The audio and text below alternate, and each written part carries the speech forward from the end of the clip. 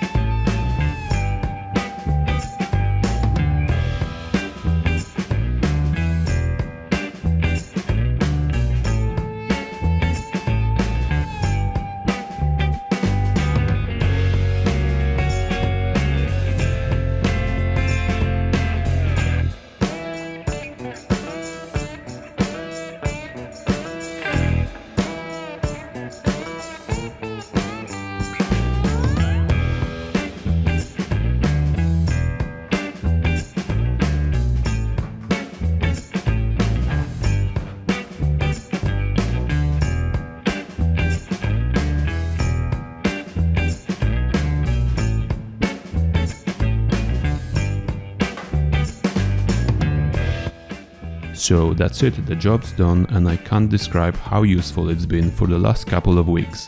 I did not cover the process of wiring the socket into mains, as I am not a qualified electrician and I couldn't take responsibility for you following me along on that one.